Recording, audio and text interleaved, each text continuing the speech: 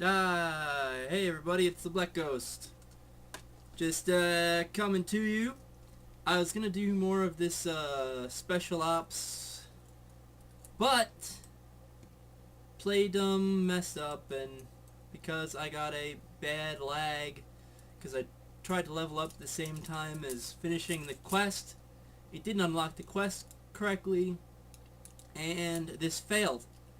So instead, I'm gonna do this brand new PvP tournament with X-23, the female clone of Wolverine, as the new prize. Yes, let's play PvP. Oh, hey, I never checked in after the last one. The last one I got to gold. It's not too bad. This season's a little different. There's some different stuff going on. Um, Obviously you have X-23. There's her stats. She's got the healing factor like all the other Sabretooth and Wolverine. Look, she's got claws in her feet too. Feet claws! And the Weapon X programming, I still am trying to figure out exactly what that does. Attackers have a chance to gain Trigger Scent and gains Berserker Rage when an enemy gains Trigger Scent. And then she's got some attacks that deal with Trigger Scent, that require her to attack them or something like that. Something weird. But again, Gold League gives you 10. This is the weapon for Diamond League. Nice follow-up attack weapon. Has pressure points and Paragon Exploiter, so it does its own debuffing to amp up the power. Here is probably the best blueprint we've seen so far. The Tactician's Power Armor. If there was ever a chance, a season for you to go balls out and try to make Vibranium League, this is it. Because the Tactician is probably the best class to put your agent in. And the Optic Camo ability gives you True Strike, which means you will go through shields. You'll attack through shields. If I remember correctly, that's True Strike, is you'll attack through shields. It may also allow you to always hit, which would be brilliant. I think it just goes through shields. I think that's the only thing. And attacks have a 50% chance to become stealthy. So you may be able to, you have a 50-50 chance of not triggering a protection ability or something else that would require it would trigger a counterattack. So brilliant stuff. Like, this is the one you should be pushing real hard to hit Vibranium this time around. But again, like I told you, there's some different stuff if you look on the screen here. Obviously the rewards here, some of the rankings have changed. This used to be, the gold used to be 35%. I really hope that they would push it back instead of forward. Something like 45 or even 50%. Because last season and the season before that, some people were having really hard times once they had gotten over 100. Level 100, it was nearly impossible for someone who hadn't spent huge money on some of the guys to compete. They made some buffs to a couple of heroes this time around and nerfed a couple other heroes. So now it's a lot more balanced. But you need to make it in the top 25 now to get the gold. So it's not just free gold from trying hard, from, just doing your best. You actually have to do better than your best, probably, to make it there if you're a low-end player at a higher level. Again, 10% for Diamond League, Vibranium League, 3%, that's not changed, and 0.5. They figured these out by the second round, these other ones. By the second season.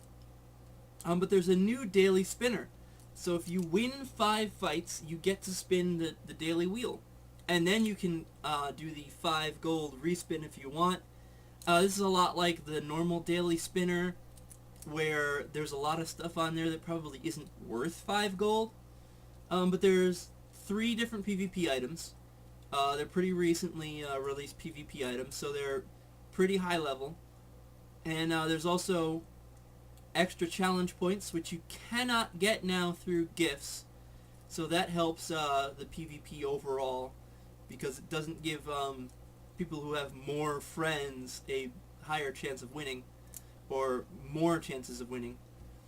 And there's also, you know, the regular, there's gold, there's CP, etc., etc. Also, the bonus battles, it's now not the first 5 you play, it's the first 5 you win.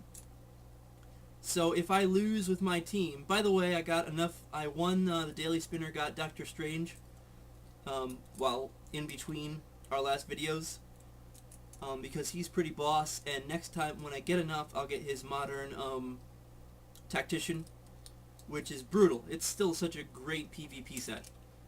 So I'll do that. But if these guys were all lose, if I were to get go against somebody who is clearly better than me, I would be able to. They'd only get +1 EXP, and I'd still have 5 bonus battles, and the bonuses have been upped from 50 to 100. So it really helps. It also will help push your PvP guys and your agent if all you do is PvP. So it should help push lower level agents who are trying to PvP there to get the advantage of being lower level. It should help push them into the next bracket.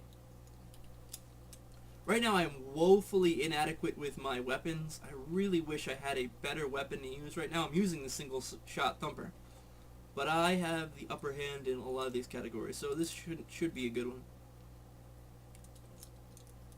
So basically, I'm going to bubble here first. Now that I've got Doctor Strange, I should do a lot better this time around. Obviously, I've only gotten him up to level 3, so I haven't gotten to his level 6. Using Doctor Strange, I usually launch with Vapors of Valtor if I was at level 6, to use up his first charge of Powers of the Principalities, which gives you a free attack afterwards. But now instead I'll just use Terracing Boost, which is the healing spell. If he was the tactician, I'd be able to get 3 turns by attacking Iron Man, but instead I'll just rough up Colossus if I could hit him. Yeah, great start, awesome. But his bubble is useful if you are getting low and don't have any status effects. You might want to burn a Power of the Principalities to use it. I wouldn't use it by itself. I would always try to burn Terracing Boost first, and if not, go on the offensive otherwise. But yeah, they nerfed Invisible Woman. Now her dodge is not forever. It's just the first 2 turns. As you can see, I've already lost it. It's already gone. But she does have a 25% chance to dodge, or 20% chance to dodge any attack that comes at her in the first 2 rounds, and that will give her a boost to her already high attack. We're gonna pound on Iron Man again. Oh, I'm bleeding. And her Future Foundation suit, stops giving bonuses after a certain amount of rounds. I think it's 4 or 5 rounds. It might only be the 4 to coincide with both Fantastic Four and the Power of 4 debuff. Or buff, whatever it is. So, she got a little bit of a nerf. She's still quite useful. If you want a PvP, you should grab her first. If you want to have a more rounded team when you get your free PvP hero, I would go with Iron Fist, or, well, actually it would be only Iron Fist or what's her face, She-Hulk. Those will fill out slots you don't already have, so that you can, get to a point where you can fill out all the deploys that you see while you go through the missions. And yeah, so it looks like I'm gonna win this one. So that's the new season. There's some new stuff. Make sure you play your 5 every day to get your daily spinner. You get 2 spinners per day. It does mean you'll have to invest more time in this game, but hopefully you're already hopelessly lost in this game. So, enjoy, and I'm gonna go whoop up on some people in PvP.